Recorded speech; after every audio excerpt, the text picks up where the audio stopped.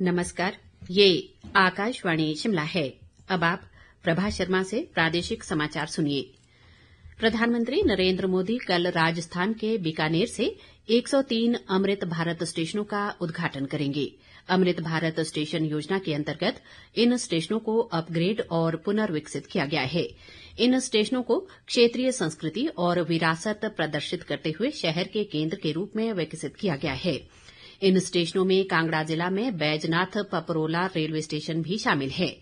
प्रधानमंत्री मोदी 26,000 करोड़ रुपए से अधिक की कई विकास परियोजनाएं भी राष्ट्र को समर्पित करेंगे।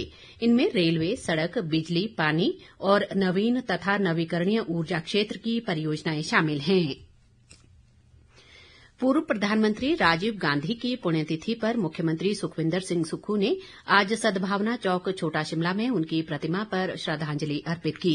इस अवसर पर पत्रकारों से बातचीत करते हुए मुख्यमंत्री ने कहा कि वर्तमान राज्य सरकार समाज के कमजोर और वंचित वर्गों के उत्थान के लिए राजीव गांधी के विजन को साकार करने के लिए प्रतिबद्ध है। पूर्व प्रधानमंत्री के महान योगदान को याद करते हुए मुख्यमंत्री ने कहा कि राजीव गांधी ने देश की एकता और अखंडता के लिए अपना जीवन बलिदान दिया और भारत की प्रगति को गति देने वाली कई परिवर्तनकारी पहलों की नींव रखी। मुख्यमंत्री ने कहा कि राजीव गांधी ने देश में सूचना प्रौद्योगिकी क्रांति का मजबूत आधार रखा, जिसके सकारात्मक परिणाम वर्तमान पीढ़ी को मिल रहे हैं।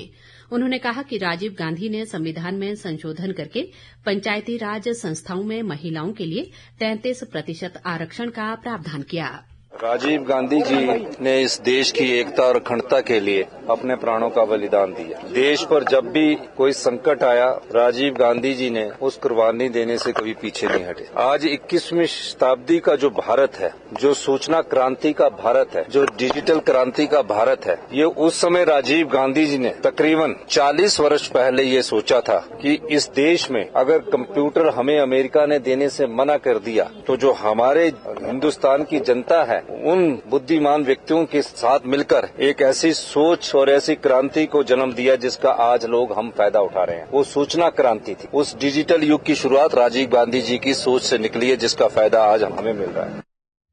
इस बीच मुख्यमंत्री ने कहा है कि तुर्की से सेब आयात पर प्रतिबंध के बजाय आयात शुल्क बढ़ाने चाहिए और वे प्रधानमंत्री नरेंद्र मोदी से 24 मई को अपने दिल्ली दौरे के दौरान ये मामला उठाएंगे। प्रधानमंत्री से 24 तारीख को नीति आयोग की बैठक है, उसमें प्रधानमंत्री जी आएंगे। उसके बाद मेरे को कल फोन आया, मैं शाम को उनसे मिल रहा हूँ।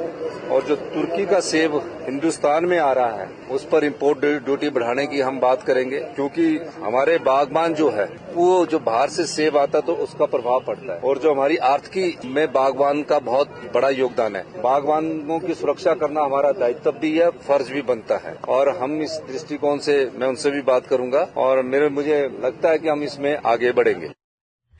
बहुचर्चित विमल नेगी मृत्यु मामले में प्रदेश उच्च न्यायालय ने अपना फैसला सुरक्षित रख लिया है।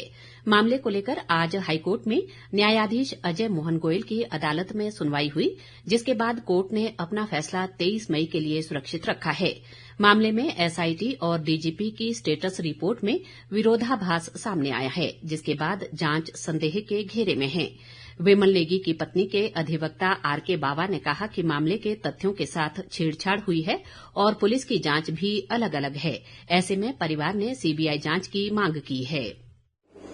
विमल नेगी जो डिसीज थे, उनकी वाइफ किरण नेगी ने हाईकोर्ट में एक पिटीशन कर रखी है। उनका कहना यह है कि इस मामले में free, fair and independent investigation नहीं हो रही और इसलिए मामला जो है वो सीबीआई को भेज दिया जाए। उसमें सरकार ने अपने जवाब फाइल कर दिए और डीजीपी ने भी अपना स्टेटस रिपोर्ट फाइल करी है और आज जो मटीरियल कोर्ट के पास है उस पर बहस हुई है। दोनों पक्षों की बहस सुनी गई है और बहस सुनने के बाद जो है वो मामला जो है वो जजमेंट रिजर्व कर ली है और at any time court can announce the judgement. कर्मचारी भविष्य निधि संगठन ईपीएफओ ने इस साल मार्च के दौरान 14 लाख से अधिक नए सदस्य जोड़े हैं। ये फरवरी 2025 की तुलना में 2.03% की वृद्धि दर्शाता है।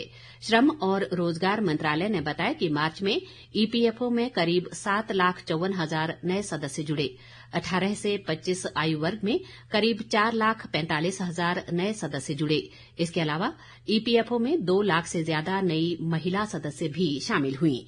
इसी के साथ ये समाचार बुलेटिन समाप्त हुआ। हमारा अगला बुलेटिन आप सुन सकते हैं शाम 6 बजे। नमस्कार।